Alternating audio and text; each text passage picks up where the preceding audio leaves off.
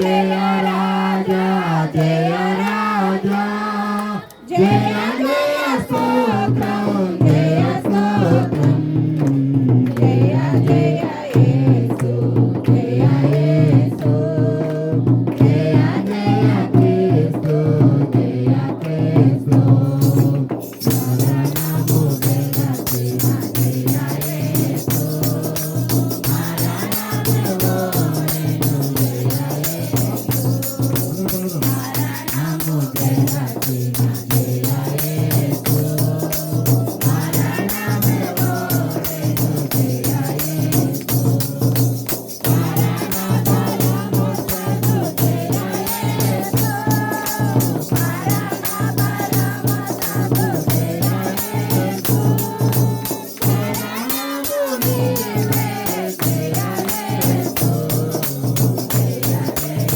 యేసు జయ యేసు జయ జయ క్రీస్తు జయ క్రీస్తు సమాధి వెలసిన జయ యేసు సమాధి ఓడెను జయ యేసు సమాధి వెలసిన జయ యేసు సమాధి ఓడెను జయ యేసు శివేశమునందు జయ యేసు శివేశమునందు జయ యేసు అమరమూర్తివే జయ యేసు జయ జయ యేసు జయ యేసు జయ జయ క్రీస్తు జయ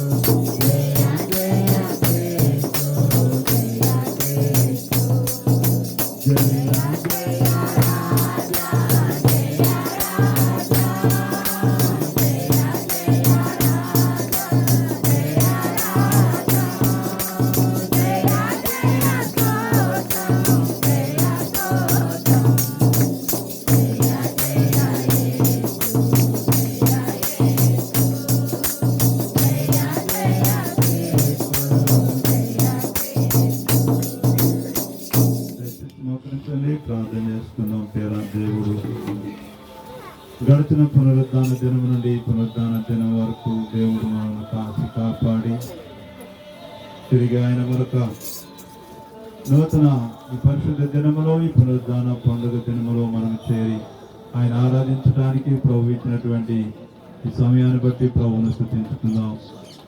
ఆయన మహాగణుడు, మహోన్నతమైన పరిశుద్ధ స్థలంలో నివసించేవాడు. ఆయనను వినయం గల వారి యొద్దను దీనమంతుల వద్దను ఆయన నివసిస్తూ ఉన్నాడు అంటున్నాడు. కాబట్టి ఆయన మన ఆరాధనకు పాత్రుడు.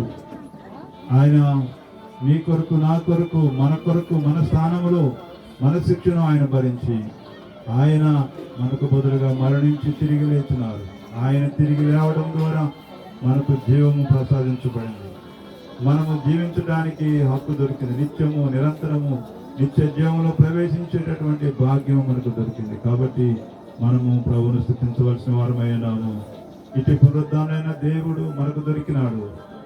కాబట్టి ఆయనే మనల్ని ప్రేమించి మన కొరకు ఆయన తాను అప్పగించుకున్నాడు. మనను ఆయన సజీవులుగా చేయడానికి, మన పాపం యొక్క శిక్షను ఆయన భరించి, మన యొక్క మరణమును ఆయన భరించి మన కొరకు ఆయన చనిపోయి సమాధి చేయబడి తిరిగి లేచిన దేవుడు. కాబట్టి అప్పుడు దాని దేవుని మనము ఆరాధించవలసిన వారమైన ప్రతి ఒక్కరు కూడా మీ యొక్క మనసులో నీ ఉదయమంతటితో ప్రభువును స్తుతించి ఆరాధించి కనుక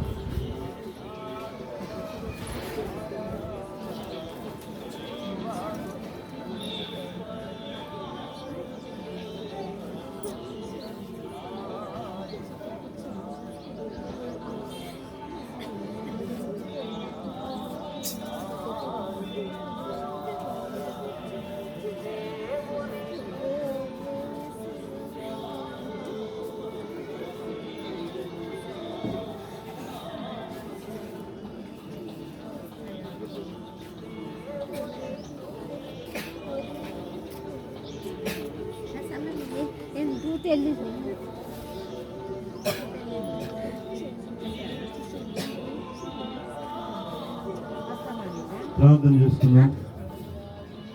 మహాగణుడ, మహోన్నతుడా, పరిశుద్ధుడైన తండ్రి, మీ ఘనమైన నామం కొరకు వందనాలు, మీ స్తుతులు స్తోత్రాలు చెల్లించుకుంటున్నావు నాయన.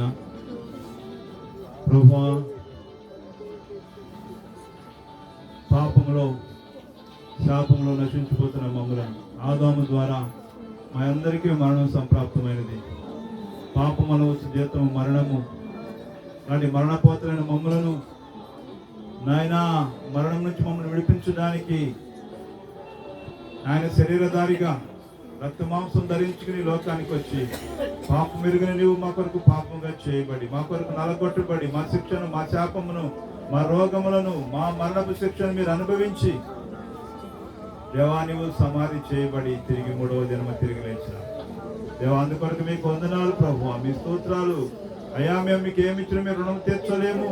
మా ఆరాధనకు పాత్రుడు నాయన, మా స్తుతులకు యోగ్యుడవు, నీవు అర్హుడవు నాయన, అర్హుడవు. గొప్ప దేవానికి స్తోత్రాలు, వందనాలు చెల్లించుకుంటున్నాం అయ్యా. మీరు మాకు సహాయం చేయమని ప్రార్థన చేస్తున్నాం. ఈ పునరుద్ధానపు ఆరాధన మీరు మాకు తోడుగా ఉండండి నాయనా. ఆ పునరుద్ధానపు శక్తిని మేమందరం సంపాదించుకోవడానికి, ఇంకా మేము పాపంలో శాపంలో నాయనా మేము అనుభవించవలసిన పని లేదు నాయన. అయ్యా, మరణపు వేదన మా కొరకు మీరు, ఆ మరణపు వేదన మీరు అనుభవించినారు. ఆ మరణపు నాయనా నా తండ్రి శిక్షను, ఆ మరణపు శిక్షను మీరు అనుభవించి మాకు నాయన నిత్య జీవాన్ని ప్రసాదించిన దేవుడు అయినావు. కాబట్టి ప్రభువాని స్తోత్రాలు. ఈ పునరుద్ధాన శక్తిని, పునరుద్ధాన బలం మేమందరూ పొందుకోగలట్టుగా నీ కృప మాకు దయచేయమని, ఇక నీ చదువుకునే ప్రతి బిడ్డతో కూడా మీరు మాట్లాడమని, అయ్యొక్క నా పాత్రని దేని దాల్చున్నాను కూడా మీ తిరుగుతాను మరుగుపరుచుకుని నాతో మాతో మీరే మాట్లాడి మహిమ పొందుకోమని యేసయ్య పరిశుద్ధ పరిణామను బట్టి అడుగుతున్నాం తండ్రి.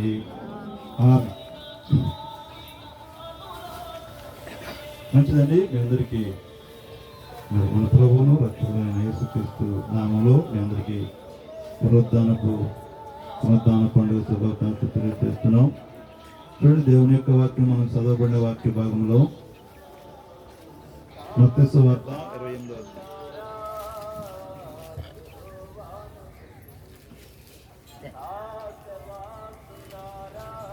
విశ్రాంతి దినము గడిచిపోయిన తరువాత విశ్రాంతి దినము గడిచిపోయిన తరువాత ఆదివారమున ఆదివారమున తెల్లవారుచుండగా మగ్దలేని మరియు వేరొక మరియు సమాధిని చూడవచ్చిరి. ఇదిగో ప్రభువు దూత పరలోకము నుండి దిగివచ్చి రాయి పొర్లించి దాని మీద కూర్చుండెను. అప్పుడు మహాభూకంపము కలిగెను. ఆ దూత స్వరూపము మెరుపు వలె నుండెను. అతని వస్త్రము హిమమంతా తెల్లగా ఉండెను. అతనికి భయపడుట వలన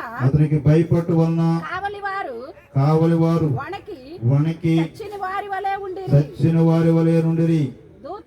దూత ఆ స్త్రీలను చూచి మీరు భయపడకుడి, సిలువ వేయబడిన యేసును మీరు వెదుకుచున్నారని నాకు తెలియను. ఆయన ఇక్కడ లేడు. తాను చెప్పినట్టే ఆయన లేచి ఉన్నాడు. రండి, ప్రభువు పండుకున్న స్థలమును చూసి త్వరగా వెళ్ళి ఆయన మృతులలో నుండి లేచి ఉన్నాడని ఆయన శిష్యులకు తెలియజేయుడి. ఇదిగో ఆయన గలిలయలోనికి మీకు ముందుగా వెళ్ళుచున్నాడు. అక్కడ మీరు ఆయనను చూతురు. ఇదిగో మీతో చెప్పితిన నేను. వారు భయముతోను మహా ఆనందముతోను సమాధిని యొద్ద నుండి త్వరగా వెళ్ళి ఆయన శిష్యులకు ఆ వర్తమానము పరిగెత్తుచుండగా యేసు వారిని ఎదుర్కొని మీకు శుభమని చెప్పెను. వారు ఆయన యొద్దకు వచ్చి ఆయన పాదములు పట్టుకుని ఆయన మొక్కగా యేసు భయపడకుడి, మీరు వెళ్ళి నా సహోదరులు గలిలయకు వెళ్ళవలనని వారక్కడ నన్ను చూతురని వారికి తెలుపుడనెను. చూడండి ప్రియరు, ఇక్కడ మనం చదవబడిన వాక్య భాగంలో యేసు ప్రభువారు ఆయన కలవరి శిలువలో మరణించి సమాధి చేయబడి ఆయన 3వ దినమున తిరిగి లేచినారు. ఇది మనము ఈరోజు మనం చూస్తూ ఉన్నాం, జ్ఞాపకం చేసుకుంటూ ఉన్నాం. ఆదివారము తెల్లవారు చుండగా మగ్దలేని మరియు వేరొక మరియు ఏం చేశారంట? సమాధి వద్దకు వెళ్ళారు. వారు సుగంధ ద్రవ్యాలు తీసుకుని యేసు ప్రభుకి పూయాలని చెప్పి పెందల కానీ వారు సిద్ధపడి వెళ్ళారు. వారు వెళుతూ అనుకుంటున్నారు, మనం వెళుతున్నాం కానీ అక్కడ సమాధి మీద ఉన్న రాయి ఎవరు తీస్తారు, ఎవరు దొర్లిస్తారు అని చెప్పి వారు అనుకుంటూ వెళుతున్నారు. కానీ వారు అక్కడికి వెళ్ళేటప్పటికి ఏం జరిగిందంట? ఇదిగో ప్రభువు దూత పరలోకం నుండి దిగి వచ్చి రాయి పొర్లించి దాని మీద, అప్పుడు మహాభూకంపము. చూడండి, యేసు ప్రభువు ఆయన తిరిగి లేచినప్పుడు అక్కడ మహాభూకంపము అయినట్టుగా మనం చూస్తున్నాం. పరలోకముడు దేవదూత దిగి వచ్చి ఏం చేసినట? రాయి పొర్లించి దాని మీద కూర్చుండెను.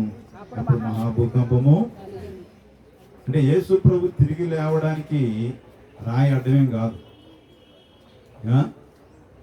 ఆ రాయి అలా మూసిండి యేసు ప్రభు బయటకు వచ్చి ఉన్నాడు అనుకోండి, వీళ్ళందరూ ఏమన్నాడు?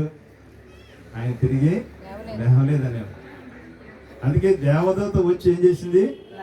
రాయిని దొర్లించి దాని మీద కూర్చుని, అప్పుడు ఆ పరలోకంలో దేవదూత వచ్చినప్పుడు ఆ స్వరూపమును చూసి వాళ్ళందరూ కూడా ఏమైపోయినట?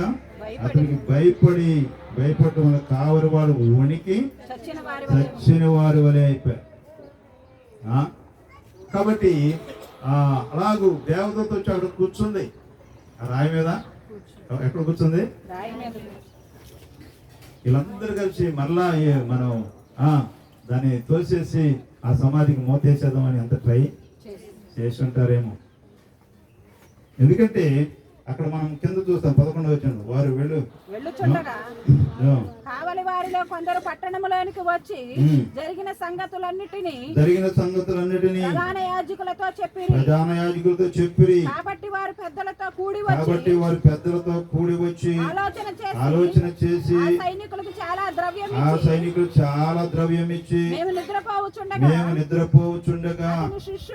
ఆయన శిష్యులు రాత్రి వేళ వచ్చి అతన్ని ఎత్తుకొని పోయిరని మీరు చెప్పుడి.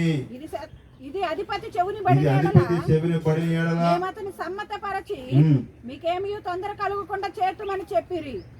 చూడండి పేరు, ఈ అధిపతులకి తెలిసిందనుకోండి, మేమేదో ఒకటి చేస్తాంలే కానీ మీరు డబ్బు తీసుకుని వెళ్ళి నిద్రపోతున్నప్పుడు ఆయన శిష్యులు వచ్చి ఆయన్ని ఎత్తుకుపోయారని చెప్పండి. అప్పుడు కాదు కదని ఇప్పటి వరకు కూడా ఆ సమాధిని మూయడానికి ఎవరి వల్ల? యేసు ప్రభు చనిపోయిన తర్వాత ఇశ్రాయేల్ అందరూ పారిపోయారు. క్రీస్తు శకం 78వ సంవత్సరంలో వారు చెల్లా చెదురైపోయారు. అన్ని విడిచిపెట్టి ఆ ప్రాంతాన్ని విడిచిపెట్టి వెళ్ళిపోయారు. కానీ సమాధిని అదేమైనా పాడైందా? ఇప్పటికీ కూడా సమాధి అలాగే తెరవబడి ఉన్నది. ఎవరు కూడా చెప్పడానికి, యేసు ప్రభు తిరిగి లేవలేదు అని చెప్పడానికి ఎవరికి అధికారము లేదు. ఆయన శరీరముతో కూడా పునరుద్ధానమైనాడు.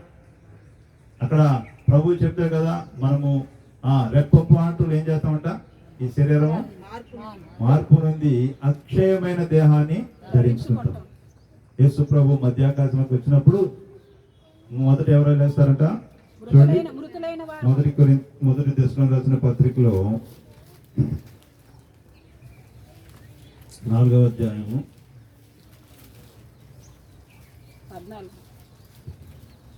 17. యేసు మృతి పొంది తిరిగి లేచినని మనము నమ్మిన ఎడల 14వ వచనం. యేసు మృతి పొంది తిరిగి లేచిన మనము నమ్మిన ఎడల అదే ప్రకారము యేసునందు నిద్రించిన వారిని దేవుడు ఆయనతో కూడా వెంట పెట్టుకొని వచ్చును. మేము ప్రభువుని మాటను బట్టి మీతో చెప్పున్నదేమనగా, ప్రభువు అక్కడ వరకు సజీవులమే నిలిచియుండు మనము నిద్రించిన వారి కంటే ముందుగా ఆయన సన్నిధిని చేరము. ఆర్భాటముతోను ప్రధాన దూత శబ్దముతోను దేవుని బోరతోను పరలోకము నుండి ప్రభు దిగివచ్చును. క్రీస్తునందుండి మృతులైన వారు మొదట లేతురు. ఆ మీదట సజీవులమై నిలిచిండు మనము వారితో కూడా ఏకముగా ప్రభువుని ఎదుర్కొనుటకు ఆకాశ మండలమున మీద కొనిపోబడుదుము. మనము సదాకాలము ప్రభుతో కూడా ఉందుము. కాబట్టి ఈ మాటల చేత ఒకరినొకరు ఆదరించుకొనుడి. కాబట్టి పేరా యేసు ప్రభు వారు ఆయన చనిపోయి తిరిగి లేచిన తర్వాత ఆయన దేహము కూడా ఏమైపోయింది? దేహం లేదంటే ఉంది. యేసు ప్రభు వారు వారి శిష్యుల మధ్య ప్రత్యేకమైనప్పుడు వాళ్ళందరూ కూడా భూతం అనుకున్నారు. అప్పుడు యేసు ప్రభు చెప్పారు, నన్ను చూడండి అయ్యా, నా శరీరం చూడండి, తరిపేసినట్టే ఉంది. ఆయన వారి మధ్య ప్రత్యక్షమైనప్పుడు వారందరూ భయపడుతున్నారు.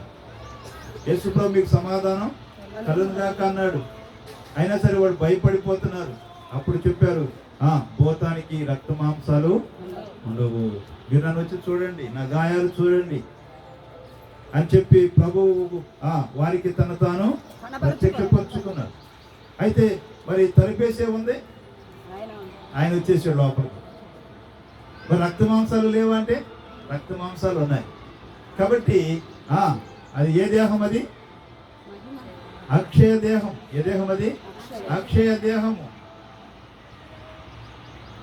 కాబట్టి యేసు ప్రభు వారు అలాగా ఆ దేహముతో కూడా మృత్యం చేయుడై ఆయన పునరుద్ధానమై బయటకు వచ్చినాడు. ఆయన పునరుద్ధానమై బయటకు వచ్చిన తర్వాత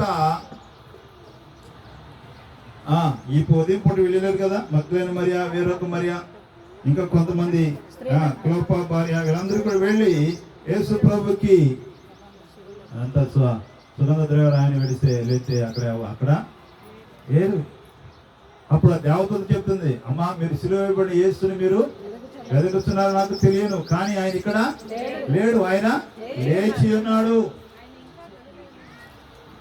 కాబట్టి మీతో చెప్పారు కదా, ఆయన అనేక సార్లు మీతో చెప్పారు కదా. ఏమని చెప్పాడు ఆయన? నేను సమాధి ఆ? ఆ. ఆ. ఆ. చేసుకోండి. కాబట్టి ఆయన బ్రతికున్న దినాలు అనేక సార్లు చెప్పారు, ఇదిగో పాపిష్టి మనుషులు నన్ను సిలువ వేస్తారు, నన్ను హింసిస్తారు, నన్ను చంపుతారు, నేను సమాధి చేయబడి నేను 3వ దినమున తిరిగి లేస్తానని ప్రభు ముందుగానే చెప్పారు. చూడండి, అక్కడ యోహాను సువార్తలో కూడా మనం 10వ అధ్యాయంలో మనం చూసినట్లు, నా ప్రాణం పెట్టడానికి నాకు అధికారం కలదు, దాన్ని తిరిగి తీసుకోవడానికి నాకు అధికారం కలదు. కాబట్టి ఎవరు కూడా నా ప్రాణమును తీయలేరు. చూడండి 10వ అధ్యాయం 17వ వచనంలో, నేను దాన్ని మరలా తీసుకొనున్నట్లు నేను దానిని మరలా తీసుకున్నట్లు నా ప్రాణం పెట్టుచున్నాను. ఇందువలనే నా తండ్రి నన్ను ప్రేమించుచున్నాడు. ఎవడును నా ప్రాణము తీసుకునడు. నా అంతటా నేనే దాన్ని పెట్టుచున్నాను. దానిని పెట్టుటకు నాకు అధికారము కలదు. దాన్ని తిరిగి తీసుకున్నటకు నాకు అధికారము కలదు. నా తండ్రి వలన కాబట్టి ప్రభు ఆయన ముందుగానే చెప్పారు, నేను చనిపోతాను, నేను తిరిగి 3వ దినం తిరిగి వేస్తాను. నా ప్రాణము పెట్టడానికి నాకు అధికారం, నాకు తిరిగి తీసుకోవడానికి. యేసు ప్రభు చనిపోయి సమాధి చేయబడిన తర్వాత వాళ్ళందరూ పరిచయులు, శాస్త్రులు, ప్రధాన యాజకులు వచ్చి, అయ్యా ఇతడు బ్రతికున్నప్పుడే ఏమని చెప్పాడు, 3వ దినం తిరిగి వేస్తానని చెప్పారు. ఇప్పుడు వాళ్ళ శిష్యులు వచ్చి దాన్ని ఎత్తుకుపోయి 3వ దినం తిరిగి లేచారని చెప్పారు అనుకోండి, మొదటి మోసం కంటే వెనకటి మోసం ఇంకెక్కువగా ఉంటది. కాబట్టి మరి దాన్ని భద్రం చేయమని పిలాతుకి చెప్పారు. బాబు, నేను చేయాల్సిన ఏర్పాట్లను చేశాను, మీ ఇష్టం మీరు కూడా చేస్తారు. కాబట్టి ఆ సమాధికి రాయి దొర్లించి దానికి సంఖ్యలు బంధించి గవర్నమెంట్ ముద్రలు వేశారు. అన్ని వేసి సమాధిని చక్కగా భద్రము చేశారు. కానీ 3వ దినము తెల్లవారుజామున ఏమైంది, అక్కడ భూకంపం జరిగింది. యేసు ప్రభు ఆయన బయటికి రాగానే ఆ భూకంపం జరిగి వాళ్ళందరూ కూడా చచ్చిన వారి వలె పడిపోయారు, ఆయన చూడలేకపోయారు. కాబట్టి దేవుని యొక్క సన్నిధిలో చాలా మంది ఆయన పునరుద్ధానాన్ని నమ్మలేకపోతా ఉన్నారు. లోకంలో చాలా మంది గొప్పవారు అనబడిన వారు ఎంతో మంది ఉన్నారు. నెపోలియన్ అని ఒక ఆయన ఉన్నాడు. యూరోపియన్ హిస్టరీలో చాలా పెద్ద పేరు అనమాట నెపోలియన్. అలాంటి పెద్దవారు చనిపోయారు. కానీ అక్కడికి వెళ్ళి చూస్తే ఆ సమాధులు మూసే ఉంటాయి, కానీ తెరవబడి లేవు. ఈ దినంలో దేవుళ్ళు, దేవతలు అనబడిన వారు, మహాత్ములు అనబడిన వారు ఎంతో మంది లోకంలో ఉన్నారు. కానీ ఎవరి సమాధి కూడా తెరిచి ఇప్పటి వరకు కూడా ఎవరి సమాధి, చాలా మంది నేను చనిపోయి తిరిగి లేస్తానని చెప్పారు. ఇక్కడ మనం అనంతపురం జిల్లాలో ఒక ఆయన ఉంటాడు, ఆయన మన మధ్య చనిపోయాడు కదా, ఇంకా చచ్చిపోతే తిరిగి లేస్తాను ముందే చెప్పాడు ఆయన. పేరేంటి? సాయిబాబా. సాయిబాబా ఆయన తిరిగి లేస్తానని చెప్పాడు. పాపం వారం అయిపోయింది, నెల అయిపోయింది, 2 నెలలు అయిపోయింది, సంవత్సరం అయిపోయింది. ఇప్పుడు ఎన్ని సంవత్సరాలు? 10 సంవత్సరాలు అవుతుంది అనుకుంటా. తిరిగి లేచాడా? మరి బ్రహ్మం గారు ఉన్నాడు, ఆయన తిరిగి లేస్తా నేను సజీవ సమాధి బతికుండా సమాధి చేసుకున్నాడు. తిరిగి లేచాడా? అంటే యేసు ప్రభును చూసి అంత కాపీ కొట్టాలని చూశారు. అంటే ముందే చెప్పుకున్నారు మేము తిరిగి లేస్తామని. కానీ వాళ్ళు దేవుళ్ళు కాదు, వారు మనుషులే. వారు మనుషుల చేత వారు ఆరాధించబడాలని, గొప్ప చేసుకోవాలని చేశారు. కానీ వారి వెనకాల ఎంతో భయంకరమైన ఇష్టం ఉంది, ఎంతో భయంకరమైన పాపపు జీవితం ఉంది వారి వెనకాల. వారు మనుషుల చేత ఆరాధించబడాలని, గొప్ప చేసుకోవాలని మనుషుల మధ్య వారు అలాగే హెచ్చించున్నారు. కానీ వారు సమాధిని తిరిగి లేచిన వారుగా సమాధిని నుండి తిరిగి లేచారా?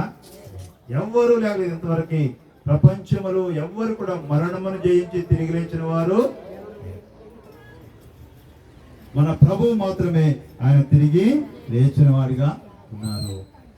కాబట్టి ప్రియరా, యేసు ప్రభు వారు ఆయన మరణాన్ని జయించి తిరిగి లేచిన వాడిగా ఉన్నారు. అయితే చాలా మంది ఇప్పుడు చూడండి, కొరింథీ సంఘంలో మనం చూస్తే కొరింథీయులకు రాసిన మొదటి పత్రిక 15వ అధ్యాయంలో 12వ వచనం చూద్దాం. క్రీస్తు మృతులను లేపబడి ఉన్నాడని ప్రకటింపబడుతుండగా మీలో కొందరు మృతుల పునరుద్ధానం లేదని ఎట్లు చెప్పుచున్నారు. మృతుల పునరుద్ధానం లేని ఎడల క్రీస్తు కూడా లేపబడి ఉండలేదు. క్రీస్తు లేపబడి ఉండని ఎడల మేము చేయు ప్రకటన వ్యర్థమే, మీ విశ్వాసమును వ్యర్థమే. దేవుడు క్రీస్తును లేపిననియు ఆయన గూర్చి మేము సాక్షులము చెప్పి ఉన్నాము కదా. మృతులు లేపబడని ఎడల దేవుడు ఆయనను లేపలేదు. కనుక మేము దేవుని విషయమై అబద్ధపు సాక్ష్యం అగుపడుచున్నాము. మృతులు లేపబడని ఎడల క్రీస్తు కూడా లేపబడలేదు. క్రీస్తు లేపబడని ఎడల మీ విశ్వాసం వ్యర్థమే, మీరింకను మీ పాపంలోనే ఉన్నారు. అంతేకాదు క్రీస్తునందు నిద్రించిన వారును నశించిరి. ఈ జీవితకాలం మటుకి మనము క్రీస్తునందు నిరీక్షించు వారమై ఉన్న ఎడల మనుషులందరికంటే దౌర్భాగ్యులమై ఉందము. చూడండి పేరా, కాబట్టి క్రీస్తు మృతుల నుండి లేపబడి ఉన్నాడని మేము ప్రకటిస్తుంటే కొంతమంది ఏమన్నారంట, మృతుల పునరుద్ధానం లేదు. యేసు ప్రభు దినాల్లోని 2 గ్రూపులోనే, ఒకటేమో పరిచయులు, రెండవది సద్దూకాయులు. ఈ పరిచయులేమో పునరుద్ధానం ఉందని నమ్మేవారు, సద్దూకాయులేమో పునరుద్ధానం లేదని నమ్మేవారు. అలాగే కొరింథీ సంఘంలో కూడా కొంతమంది ఈ సద్దూకాయుల యొక్క బోధనను అనుసరించే వారు ఉన్నారేమో. కాబట్టి ఇక్కడ పౌలు గారు హెచ్చరిస్తా ఉన్నాడు, మేము క్రీస్తు మృతుల నుండి లేపబడి ఉన్నాడని మేము ప్రకటిస్తా ఉంటే మీలో కొందరు మృతుల పునరుద్ధానమే లేదని ఎట్లు చెప్తా ఉన్నారు. మృతుల పునరుద్ధానం లేదు, ఇక చచ్చిపోయిన వారు ఇక అంతే, ఇక వారి జీవితం అంతటితోనే అయిపోయింది అని మీరు బోధిస్తున్నారేంటి? అలాగ మృతుల పునరుద్ధానం లేని ఎడల క్రీస్తు లేపబడలేదు, మనం ఆయన విశ్వాసం ఉంచడం కూడా వ్యర్థమే, ఆయన నమ్ముకోవడం వ్యర్థమే, మేము సాక్ష్యం చెప్తున్నాం, మా సాక్ష్యాలు కూడా వ్యర్థమే.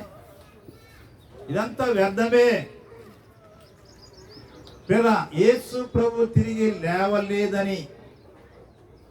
లేవలేదని అనుకునేవారు, అలాగే మృతుల పునరుద్ధానం లేదని అనుకున్న వారికి ఇక దేవుని విశ్వాసం ఉంచడం కూడా.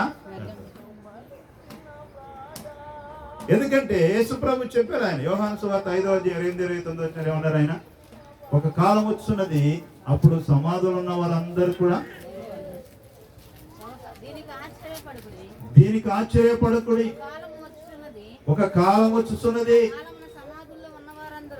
ఆ కాలంలో సమాధులు ఉన్న వారందరూ ఆయన శబ్దం విని మేలు చేసిన వారు జీవ పునరుద్ధానమునకును, కీడు చేసిన వారు తీర్పు పునరుద్ధానమునకును అందరూ కూడా బయటికి చనిపోయిన తరువాత అంతటితోనే మన జీవితము సమాప్తము కాదు. యేసు ప్రభు తిరిగి లేపబడి ఉన్నాడు మనం నమ్ముతున్నాం కదా, అలాగే మనమందరం కూడా బ్రతికించబడతాం, మనందరం కూడా సమాధుల నుంచి బయటకు వస్తాం, మనమందరము కూడా పునరుద్ధానం అవుతాం. అయితే ఇక్కడ 2 రకాల పునరుద్ధానం ఉన్నాయి. ఒకటేమో జీవ పునరుద్ధానము, రెండవదేమో తీర్పు పునరుద్ధానం. మొదటి పునరుద్ధానము అది పరిశుద్ధుల పునరుద్ధానం. అయితే ఎవరైతే క్రీస్తునందుండి మొదట లేపబడతారో వారు క్రీస్తుతో కూడా ఏం చేస్తారంట, మనం చదువుకున్నాం కదా, ఆ క్రీస్తు వారిని వెంట పెట్టుకుని యేసు ప్రభు మధ్యాకాశం ఆయన శబ్దం వినగానే ఆయన బోర యేసు ప్రభు ఆయన రాజులకు రాజుగా వస్తున్నప్పుడు ఏమవుతుంది? కడబోర ధ్వని. ఏ ధ్వని? కడబోర మోగగానే. అది కాబట్టి ఈ కడబోర మోగగానే ఏమవుతుందంటే అప్పుడు మొదట సమాధుల్లో ఉన్నవారు ఏమవుతారంట? అక్షయమైన దేహాన్ని ధరించుకుని వాళ్ళందరూ కూడా బయటికి వచ్చి మొట్టమొదటిగా యేసు ప్రభుని తలుచుకుంటారు.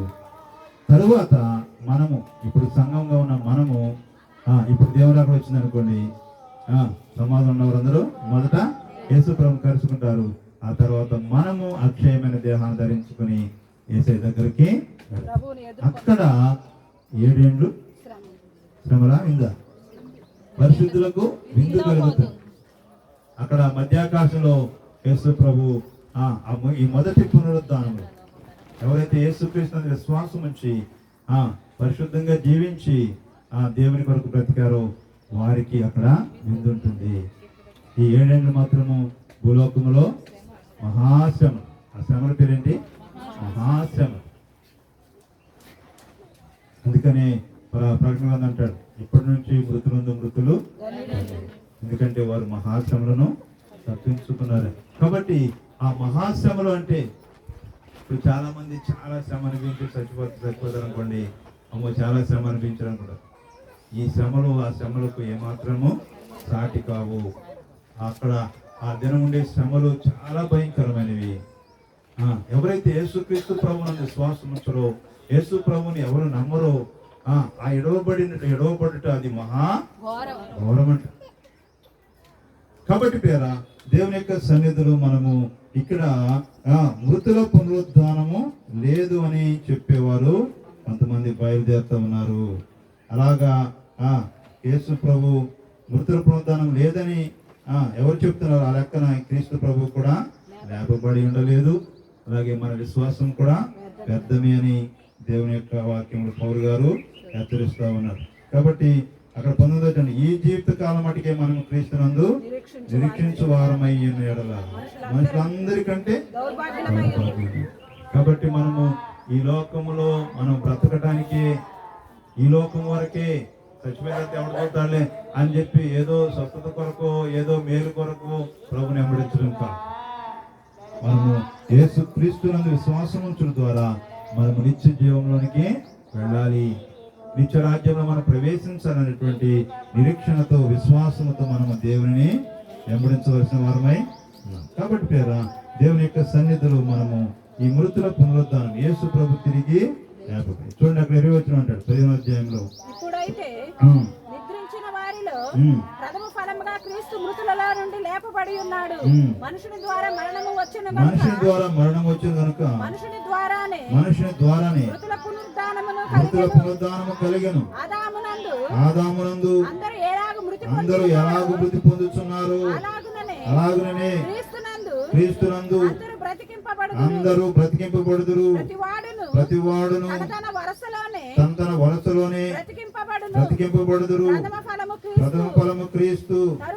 తరువాత క్రీస్తు వచ్చినప్పుడు ఆయన వారు బ్రతికింపబడుదురు. చూసారు? కాబట్టి మనకు ఇక్కడ స్పష్టంగా చెప్తా ఉన్నాడు, క్రీస్తు ప్రభు ఆయన ప్రథమ ఫలముగా మృతుల నుండి లేపబడి ఉన్నాడు. తర్వాత మనమందరం కూడా బ్రతికించబడతాం.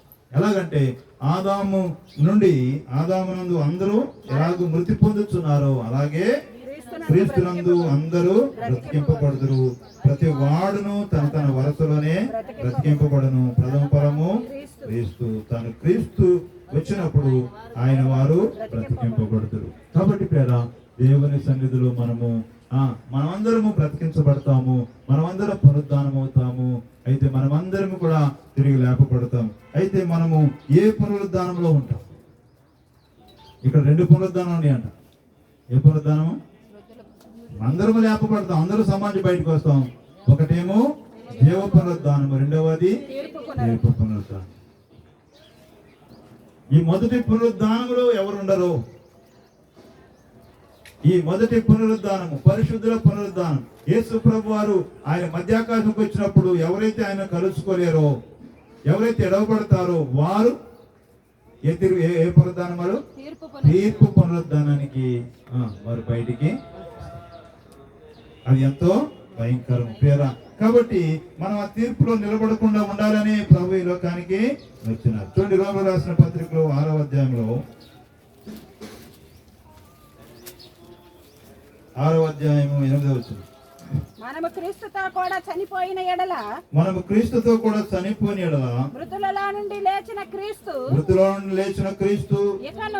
ఇకను చనిపోడనియు మరణమునకు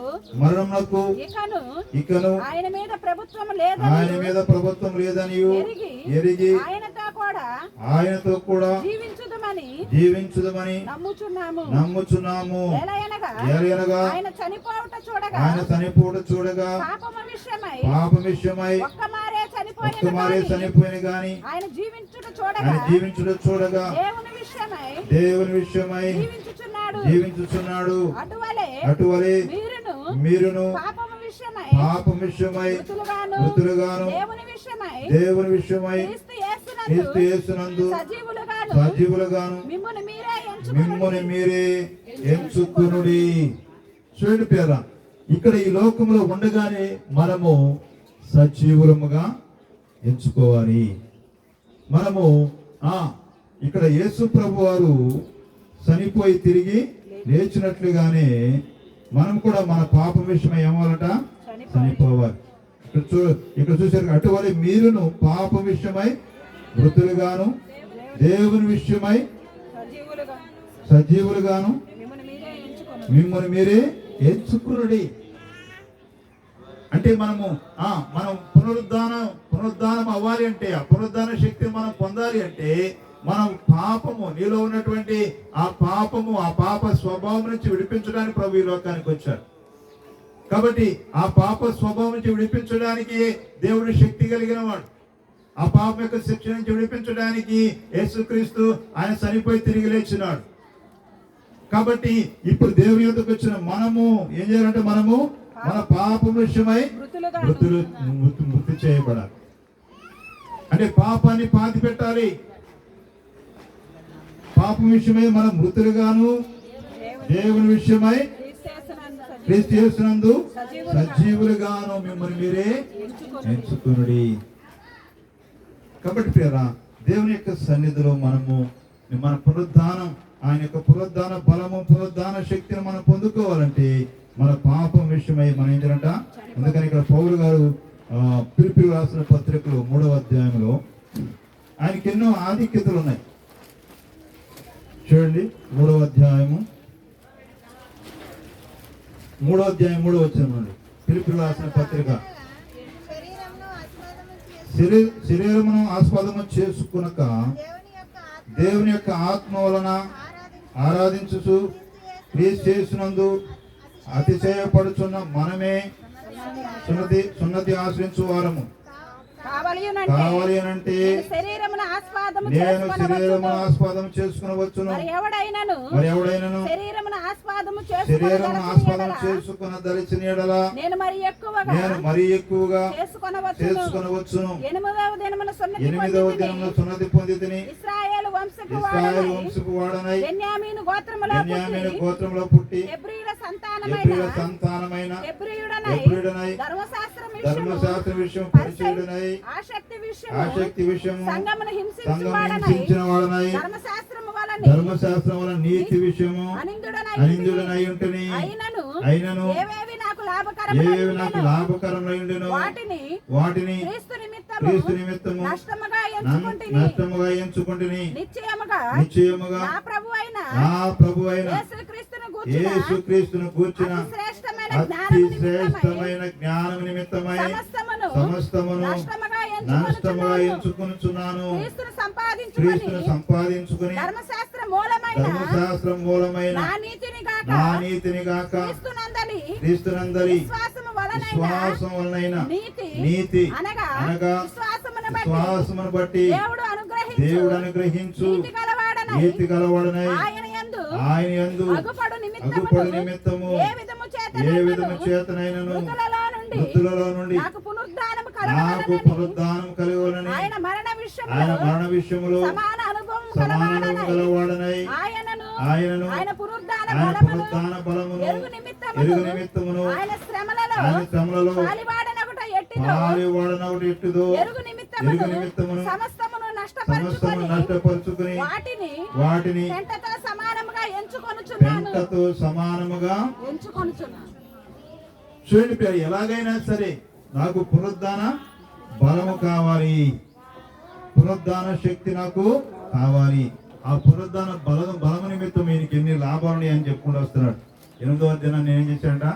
సున్నతి పొందాను, ఇశ్రాయేలుని అయ్యాను, బెన్యామీను గోత్రం పుట్టాను, హెబ్రీయుడిని అయ్యాను, ధర్మశాస్త్ర విషయంలో పరిచయం అయ్యాను, ఆసక్తి సంఘంలో హింసించిన వాడిగా ఉన్నాను, ధర్మశాస్త్రంలో నీతి విషయంలో అనింద్యుడిగా ఉన్నాను. ఎన్ని లాభాలు, ఎన్ని గొప్పతనాలు, ఎన్ని ఘనతలు ఉన్నాయి.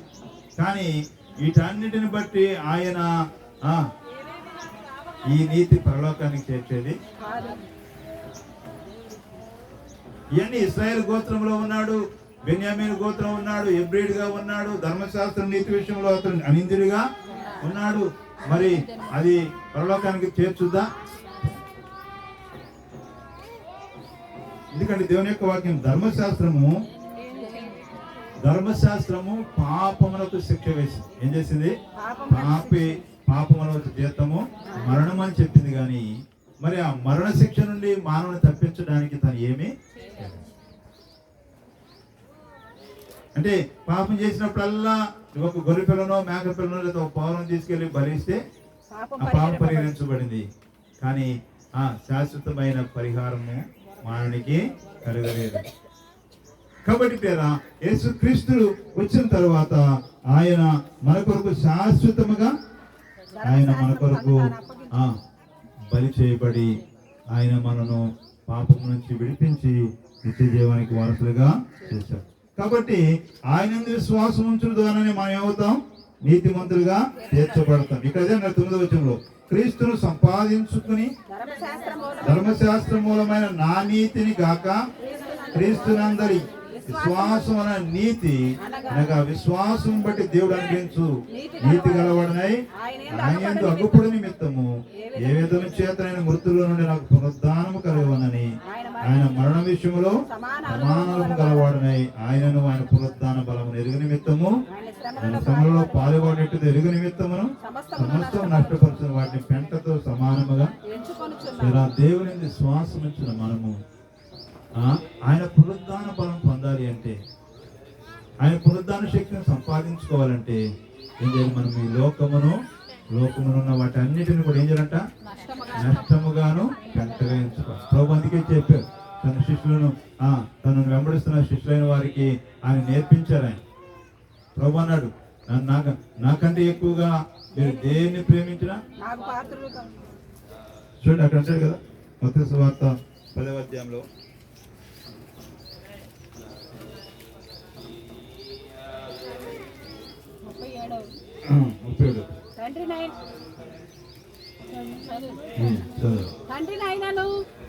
తండ్రినైనను తల్లినైనను నాకంటే ఎక్కువగా ప్రేమించువాడు నాకు పాత్రుడు కాడు. కుమారునైనను కుమార్తెనైనను నాకంటే ఎక్కువగా ప్రేమించువాడు నాకు పాత్రుడు కాడు. తన సిలువను ఎత్తుకొని నన్ను వెంబడింపని వాడు నాకు పాత్రుడు కాదు. ప్రాణము దక్కించుకునేవాడు దాన్ని పోగొట్టుకును గాని నా నిమిత్తము తన ప్రాణమును పోగొట్టుకునేవాడు దానిని దక్కించుకొనును. కాబట్టి పేరా దేవుని యందు విశ్వాసం ఉంచిన మనము ఏం చేయాలి? దేవుని కంటే ఎక్కువగా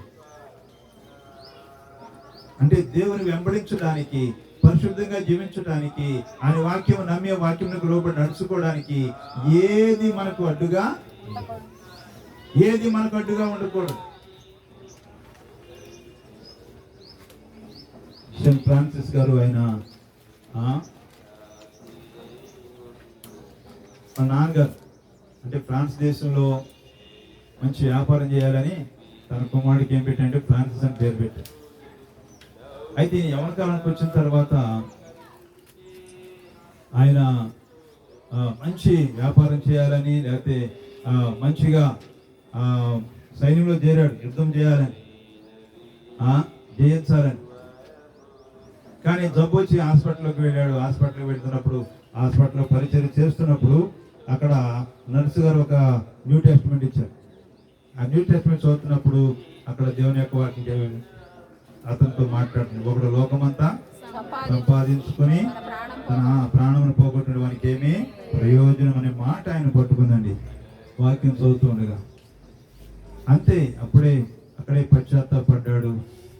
తాను లోకం కోసము, లేకపోతే డబ్బు కోసము, పాపము కోసము తన జీవితాన్ని వ్యర్థం చేసుకుంటున్నానని యవన కాలంలో తనకు అర్థమైనప్పుడు వెంటనే పశ్చాత్తాపడి, దేవా నన్ను క్షమించు, నేను నీ కొరకే బ్రతుకుతానయ్యా, నీ చిత్తం చేస్తానయ్యా అని చెప్పి సమర్పించుకొని, ఆ తర్వాత హాస్పిటల్ వచ్చిన తర్వాత ఇక దేవుని కొరకు బ్రతుకుతాం, దేవుని కొరకు జీవించడం మొదలుపెట్టారు. ఇక ఈయన ప్రవర్తన చూస్తే వాళ్ళ నాన్నగారికి చాలా కోపం వచ్చేస్తా ఉంది. ఇదేంట్రా బాబు, వీడు పుట్టినప్పుడే ఇతను ఏం చేయాలని, పెద్ద వ్యాపారం చేయాలని చెప్పి వీడికి పేరు పెడితే వీడు నా మాట వినకుండా ఇలా చేస్తానని చెప్పి అక్కడికి అతన్ని నా మాట వినట్లేదని చెప్పి కోర్టులో కేసు పెట్టాడు. కేసు పెడితే అప్పుడు అక్కడ జడ్జి గారి దగ్గరికి వచ్చిన తర్వాత, వీడిని నేను ఎంత కష్టపడి చదివించాను, ఎంత ఖర్చు పెట్టాను, ఇంత చేశాను, వీడు ఇప్పుడు నా మాట వినకుండా, కష్టపడి పని చేయకుండా, డబ్బు సంపాదించకుండా ఏం చేస్తున్నాడు, వీడు తిరుగుతున్నాడు, దేవుడు అంట అని చెప్పేటప్పటికి అప్పుడు అతడు తన శరీరం మీద వస్త్రాలు కూడా తీసిచ్చేస్తాడు. ఇచ్చేసి ఒక చిన్న తువాలు కట్టుకొని ఆయన బయటికి వస్తాడు. అంత ధనవంతుడి కుమారుడే కానీ దేవుని కోసం ఏమయ్యాడైనా, ఎప్పుడైతే దేవుని ప్రేమించాడో, దేవుడు తను ఎంత ప్రేమించాడో, పాపనే నన్ను నా కొరకు చనిపోయిన తిరిగి లేచాడు, నన్ను నీతిమంతుడిగా చేసి నిత్య జీవానికి వారసుడిగా చేశాడని చెప్పి ఎప్పుడైతే ఆయన గ్రహించాడో, ఆయన జీవితాన్ని ఏం చేశాడు, దేవునికి సమర్పించుకున్నాడు. తనకి ఎన్నో లాభాలు ఉన్నాయి. తనకు ఒకగానొక కుమారుడు, తన ఆస్తి ఉన్నది, ఎంతో ధనవంతుడు.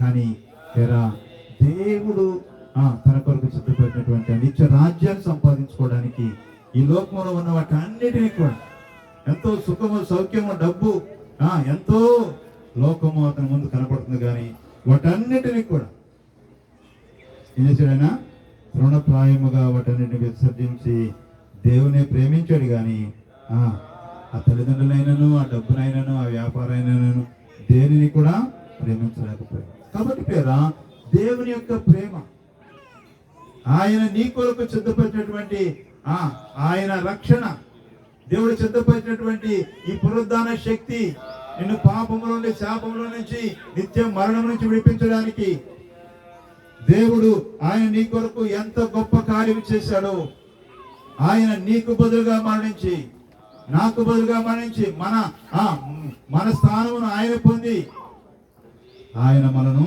ఏం చేశాడంటే ఆయనతో పాటు మనను బ్రతికించినాడు. కాబట్టి దేవుని మీద శ్వాసం ఉంచిన మనము, ఇక్కడ పౌలు గారు అంటున్నాడు, నాకు ఏవేవైతే లాభకరమో వాటిని క్రీస్తు కొరకు ఆయనను, ఆయన పునరుద్ధాన శక్తిని ఎరుగు నిమిత్తము. నువ్వు దేవుని యొక్క పునరుద్ధాన శక్తిని నువ్వు సంపాదించుకోవాలంటే, నువ్వు పాపమును విడిచిపెట్టడానికి, లోకానికి విడిచిపెట్టడానికి ఏదైనా సరే నువ్వు నష్టంగా, పెంటగా నువ్వు ఎంచుకోవాలి. నాకు అది కావాలి, ఇది కావాలంటే కొంతమంది దయ్యం పాత్రలోది, దేవుని పాత్రలోది రెండు తాగుతున్నారు. అది కుదరదు. నాకు అది కావాలి, ఇది కావాలి. సండే స్కూల్ టీచర్ ఒకరోజు ధనవంతులు లాద మీద కథ చెప్పి పిల్లలకి, అరే మీరు ధనవంతులాగా ఉంటారా, లాదలాగా కోరుకున్నాను. అందరూ ఏమంటారు, నేను లాదలాగా ఉంటాను, ఎక్కడ పరలోకంలో లాదలాగా ఉంటాను కోరుకుంటాను. ఒకడన్నా అంటే అట్ట కాదు, భూలోకంలోనేమో ధనవంతులాగా ఉండాలి, పరలోకంలోనేమో. అంతేండి, ఎంత తెలివండి. భూలోకంలో ధనవంతుడిగా ఉన్నాడు, ఎక్కడ ఉన్నాడు? నరకంలో నరకంలో ఉన్నాడు. అక్కడ అలాగుంటే భూలోకంలో నరకంలోకి వెళ్తావు కదా. అట్లాగే ఈ దినాల్లో చూడ భక్తి చేస్తున్న మనం మన జీవితాలలో నాకు లోకము కావాలి, నాకు దేవుడు కావాలంటే కుదరదు. దేవుని ఎందుకు విశ్వాసం ఉంచు. నీకు దేవుడు కావాలి, ఆయన పునరుద్ధాన శక్తి కావాలి, ఏ జీవితం కావాలి అంటే ఏరా ఆ పౌలు గారు అంటున్నాడు, నాకు ఏవైతే లాభకరమో వాటన్నిటిని కూడా నష్టముగాను ఎంతగా. నీతిమంతుడిగా ఉన్నాడు, అనిందుడిగా ఉన్నాడు. ధర్మశాస్త్రం యొక్క నీతిని బట్టి ఆయన అనిందుడిగా ఉన్నాడు, ఏ పాపం చేయని వాడిగా ఉన్నాడు, పరిచయుడిగా ఉన్నాడు, ఎబ్రిడ్గా ఉన్నాడు, ఇశ్రాయేలుగా ఉన్నాడు, బెన్యామీన్ గోత్రం పుట్టినవాడుగా ఉన్నాడు. ఎన్ని లాభాలండి. కానీ వాటన్నిటిని కూడా విడిచిపెట్టి ఏం చేశాడంట, నేను క్రీస్తు కొరకు వాటన్నిటిని నష్టముగాను వెంటగా. దేనికోసం అంట? ఆయన పునరుద్ధాన బలం. వేరా నీకు పునరుద్ధాన బలం కావాలంటే నువ్వు ఈ లోకాన్ని విడిచిపెట్టకుండా, పాపాన్ని విడిచిపెట్టకుండా, గర్వాన్ని విడిచిపెట్టకుండా, ఈ లోకాన్ని విడిచిపెట్టకుండా నువ్వు దేవుని యొక్క పునరుద్ధాన శక్తిని పొందలేవు. పునరుద్ధాన బలము కావాలంటే నీవు పౌలు గారి వలె నువ్వు ఈ లోకమున్న వాటి అన్నిటిని కూడా నష్టంగా పెంటగా ఎంచుకుంటే, అలా ఎవరు ఎంచుకుంటారో అలాగే ఎవరైతే చూడండి. అపోస్తలుడైన పౌలు గారు మరి ఇంకొక మాట కొలస్సీయులకు రాసిన పత్రిక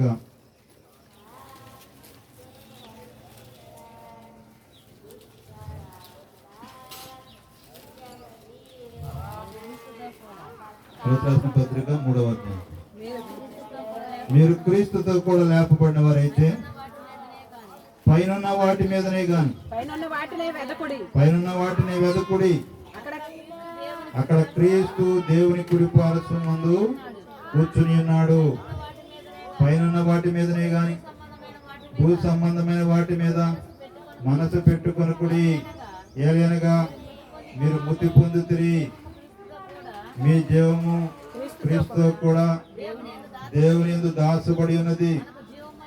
మనకు జీవమైన క్రీస్తు ప్రత్యక్షమైనప్పుడు మీరును ఆయనతో కూడా మహిమయందు ప్రత్యక్షపరచబడుదురు. కాబట్టి ఇక్కడ అంటున్నాడు, మీరు క్రీస్తుతో కూడా లేపబడిన వారైతే ఏంటంట, పైనున్న వాటినే గాని భూ సంబంధం వాటి మీద ఏలైనగా మీరు క్రీస్తుతో కూడా పొందుతారు, మీ జీవము క్రీస్తుతో కూడా దేవుని యందు దాచబడి. కాబట్టి క్రీస్తుతో కూడా లేపబడటము. దేవుని ఎందుకు వస్తున్నావు, దేవుని సన్నిధిలో ప్రార్థన చేస్తున్నావు, నేను యేసుప్రభువుని నమ్ముకున్నావు అని చెప్తున్నావు. కానీ పేరా దేవుని నమ్మిన నీవు దేవునితో క్రీస్తుతో కూడా లేపబడిన వారైతే, ఆయన పునరుద్ధాన శక్తిని మనం కావాలనుకుంటే, ఆ జయ జీవితం మనకు కావాలనుకుంటే, ఆయన రాజ్యంలో మనం ఉండాలి అంటే ఏం ఎత్తకూడదంట, భూ సంబంధం వాటిని మనస్సు పెట్టాలి. ఇలాంటి వాటి మీద మనస్సు పెట్టి మనము శాశ్వతమైనవి, నిత్యమైన వాటిని మనము పోగొట్టుకుంటాం. కాబట్టి పైనున్న వాటి మీదనే గాని భూ సంబంధం వాటి మీద మనసు పెట్టుకుంటాం. కాబట్టి ఈ శరీరంతో ఉన్న మనం మన జీవితాలలో ప్రతి దినము కూడా ఈ శరీరము, ఈ లోక సంబంధమైన, ఈ శరీర సంబంధమైన వాటిని వెతుకుతూ ఉంటది. ఇవి మనల్ని వెంటాడుతూ ఉంటవి. ఈ శరీర క్రియలు, శరీర స్వభావము, ఈ భూ సంబంధమైనవి ఇవి మనుషులను మనము వెంటాడుతూ ఉంటవి. అక్కడ అంటాడు 5వ వచనం చూడండి, కావున భూమి మీద ఉన్న అవయవం అనగా జారత్వము, అపవిత్రత, కామాతురత, దురాశ, విగ్రహారాధన, ధనాపేక్షను చంపివేయుడి. దేవుని ఉగ్రత అవిధేయుల మీదికి వచ్చును. పూర్వము వారి మధ్య జీవించినప్పుడు మీరును వీటిని అనుసరించి నడుచుకొంటిరి. ఇప్పుడైతే మీరు కోపము, ఆగ్రహము, దుష్టత్వము, దూషణ, మీ నోట బూతులను వీటన్నిటిని విసర్జించుడి. ఒకరితో ఒకడు అబద్ధమాడకుడి. ఏలైనగా ప్రాచీన స్వభావమును దాని క్రియలతో కూడా మీరు పరిత్యజించి జ్ఞానము కలుగు నిమిత్తము దాన్ని సృజించిన వారి పోలిక చొప్పున నూతన పరచబడుచున్న నవీన స్వభావము ధరించుకొని ఉన్నారు. కాబట్టి పేరా మనము నవీన స్వభావం ధరించుకున్న వారిగా, పునరుద్ధాన శక్తిని మనము సంపాదించుకున్న వారిగా ఏం చేయాలంటే ఈ భూ సంబంధమైన వాటి మీద మన మనసు పెట్టకూడదు. ఇక్కడ అన్నాడు కదా, భూమి మీద మీ అవయవములు అనగా జారత్వము, అపవిత్రత, కామాతృత, దురాశను, విగ్రహారాధన, ధనాపేక్షను చంపివేయండి. వాటి వలన దేవుని ఉగ్రత అవిధేయుల మీదకి వస్తును.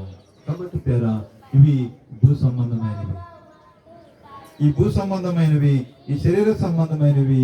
వీటిని మనం జయించాలి. వీటిని జయించాలి అంటే మనకి పునరుద్ధాన బలము కావాలి. పునరుద్ధాన బలం కావాలంటే దినదినము కూడా నీవు క్రీస్తు కూడా చనిపోయిన వారిగా, ఆయనతో కూడా లేపబడిన వారిగా, ఆయన పునరుద్ధాన బలము నీవు పొందాలి అంటే దేవునితో నీవు సహవాసము చేయాలి. దేవునితో నువ్వు కూర్చోవాలి.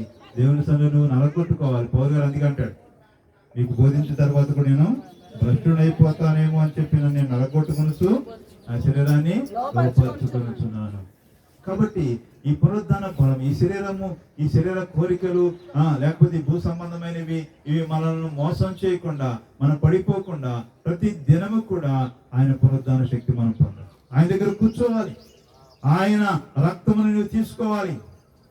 ఆయన రక్తమునతో నువ్వు దేవుని సన్నిధికి వెళ్ళాలి. దేవుని సన్నిధికి నువ్వు ప్రార్థన చేసినప్పుడు సైతాన్ చూస్తాడు నీ చేతులు ఆయన రక్తం ఉందా లేదు. అప్పుడు ఆయన రక్తం ఉందనుకోండి, ఏం చేస్తాడు? సాతానుడు మారిపోతాడు. ఎందుకంటే మనము యేసు ప్రభు వారు కరెక్ట్ గా ఏ రోజు చనిపోయాడు? ఆయన పస్కా పండుగ రోజే చనిపోయాడు. ఎప్పుడు చనిపోయారు ఆయన? పస్కా పండుగ రోజు చనిపోయాడు. ఈ పస్కా పశువు వధించబడి ఆయన రక్తాన్ని ఏం చేయాలి? పాత్రలో పోసుకోవాలి. ప్రతి ఇంటికి ఒక గొర్రె పిల్లను, ఒక గొర్రెను లేకపోతే మేకను ఏం చేయాలి? తీసుకుని వధించి దాని రక్తాన్ని ఒక గిన్నెలో పోసుకుని ఆ రక్తాన్ని ఏం చేయాలంటే గుమ్మాల మీద ప్రోక్షించుకోవాలి. ఎవరైతే ఆ రక్తాన్ని ప్రోక్షించుకోరో ఆ రాత్రి ఏం జరిగిందో తెలుసా? ఆ సంహారదూత బయలుదేరి ఇంటింటికి వస్తా ఉంది. ఎవరి ఇంటిలో రక్తము లేదో ఆ ఇంట్లో ప్రవేశించి ఆ ఇంట్లో ఉన్న జ్యేష్ఠ కుమారులందరినీ కూడా సంతోషిస్తారు. ఉదయం లేవగానే ఐగుప్తు దేశంలో మహాఘోష, ఫరో రాజు మొదలుకొని సరస్సులో ఉన్న దాసుని ఇంటి వరకు అంట శవము లేని ఇల్లు, ఒక్క ఇల్లు కూడా లేనందున ఐగుప్తుల మహాఘోష పుట్టింది. ఎందుకో తెలుసా? పస్కా పశువు యొక్క రక్తాన్ని వారు, యేసు ప్రభు వారు ఒక నిబంధన చేశారు. ఇదిగో ఈ నిబంధన రక్తాన్ని మీరు మీ కుమారులు ప్రోక్షించుకోండి. అర్ధరాత్రి ఒక అద్భుతం జరుగుతుంది. ఎవరైతే రక్తాన్ని ప్రోక్షించుకోరో వారి యొక్క ఇంటిలోనికి అలాగే పేరా ఈ దినాలలో ఇప్పుడు మనకు పస్కా పశువుగా వధించబడినటువంటి యేసు క్రీస్తు ప్రభు. చూడండి అక్కడ కొరింథీ రాసిన పత్రికలో, మొదటి కొరింథీ రాసిన పత్రిక 5వ అధ్యాయంలో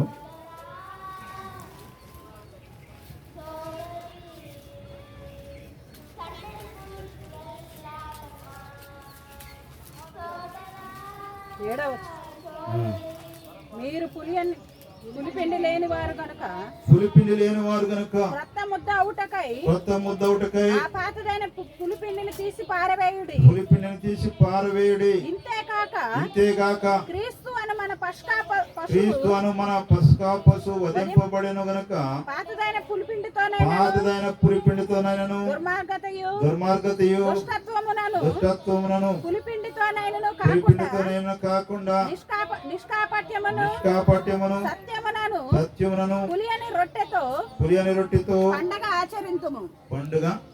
ఈ ఇశ్రాయేలు ప్రజలకు దేవుడు ఈ పండుగ గురించి చెప్పారు. ఈ పండుగ పేరు ఏంటి తెలుసా? పులియని రొట్టెల పండుగ.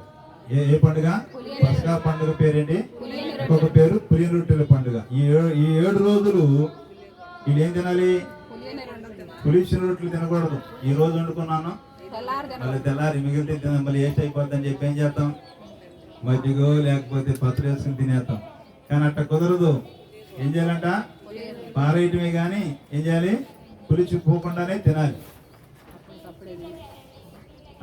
అలాగే ఇక్కడ పాతదైన పులిపిండి ఏంటది? దుర్మార్గత దుష్టత్వముతో పులిచిపోయిన ఈ పిండిని ఏం చేయాలంట? పారవేయాలి.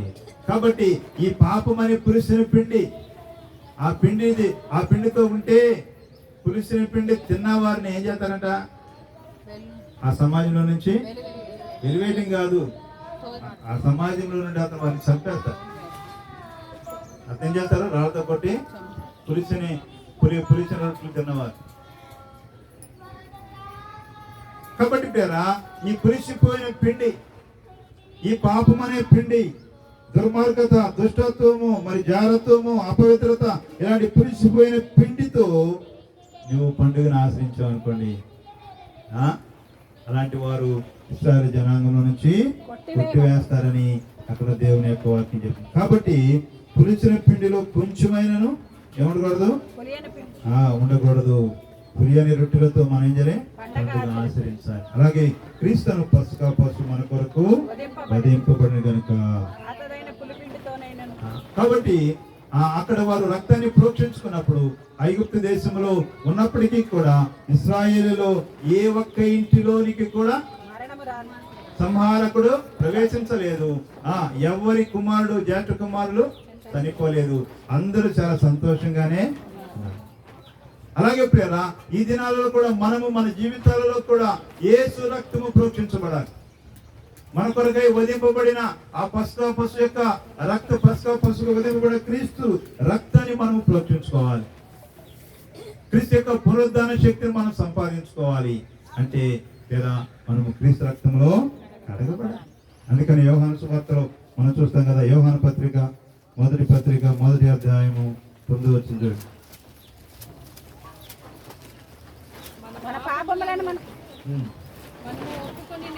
మన పాపములను మనం ఒప్పుకుని ఎడల ఆయన నమ్మదగిన వాడును నీతిమంతుడు కనుక ఆయన మన పాపములను క్షమించి సమస్త దుర్నీతి నుండి మనను పవిత్రులుగా.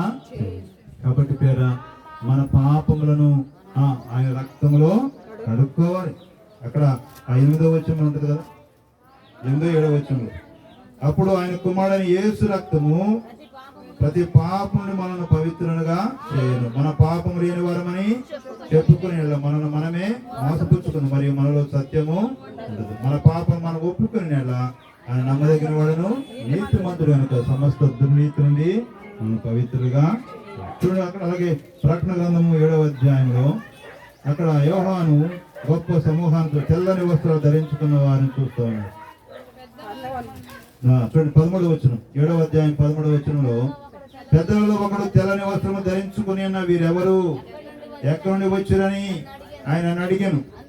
అందుకు నేను, అయ్యా నీకే తెలియనగా అతడు ఇలాగ నాతో చెప్పెను, వీరు మహాశ్రమ నుండి వచ్చిన వారు, గొర్రె పిల్ల రక్తములో తమ వస్త్రమును ఉతుక్కుని వాటిని తెలుపు చేసుకుని, అందువలన వారు దేవుని సింహాసనం ఎదుట ఉండి రాత్రింబగళ్ళు ఆయన ఆలయంలో ఆయన సేవించుతున్నారు. సింహాసనాసీనుడైన వాడు తానే తన గుడారం వారి మీద కప్పును. వారికి మీద ఆకలి అయినను దాహమైన ఉండదు, సూర్యుని ఎండైనను ఏ వడగాలి అయిన వారికి తగలదు. ఏలైనగా సింహాసన మధ్యమందుండు గొర్రెపిల్ల వారి కాపరి అయి జీవజాల బుగ్గ ఎద్దుకు వారిని నడిపించును. దేవుడే వారి కన్నుల నుండి ప్రతి బాష్ప బిందువును తుడిచివేయును.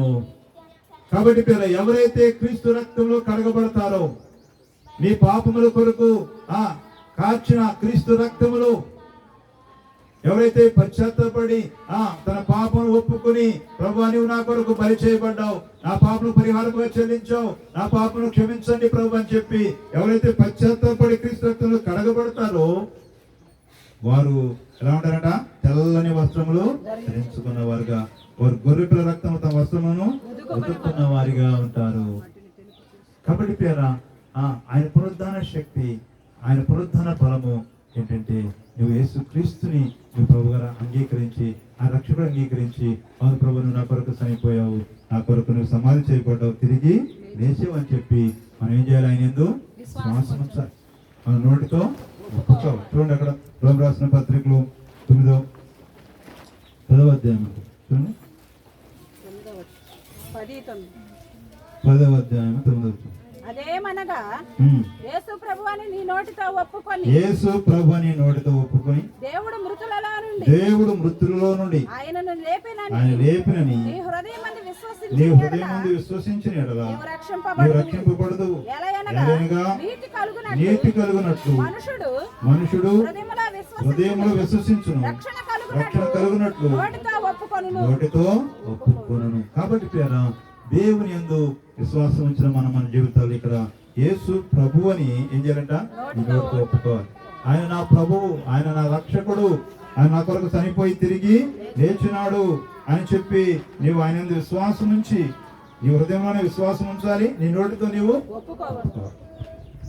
ఆయన ప్రభు అని, ఆయన దేవుడని, ఆయన రక్షకుడని, ఆయన తిరిగి లేచినాడు, ఆయన చనిపోయి తిరిగి లేచినాడు అని చెప్పి ఎవరైతే ఆయన విశ్వాసం ఉంచి నమ్ముతారో వారు రక్షణ పొందుతారు. కాబట్టి ప్రియమైన సహోదరి సహోదరుడా, ఆయన పునరుద్ధాన ఫలము, ఆయన పునరుద్ధాన శక్తి ప్రతి ఒక్కరికి ఇవ్వడానికి.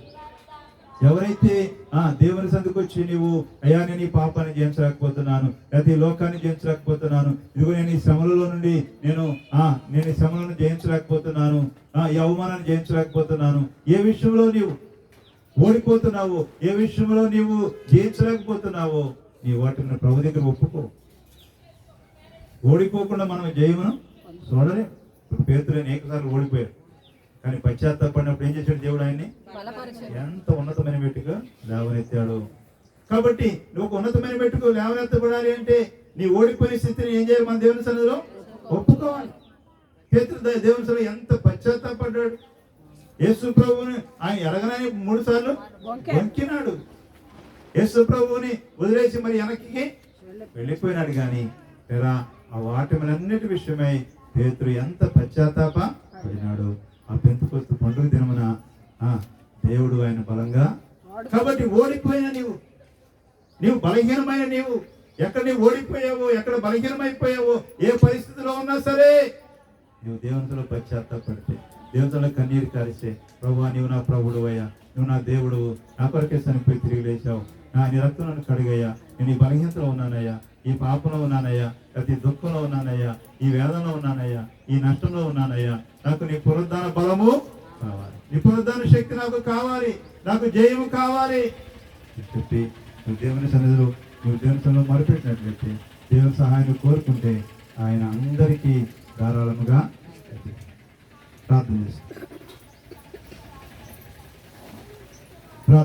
పేరు ఒక నిమిషం దేవుని సన్నిధిలో ప్రార్థన చేసుకుందాం.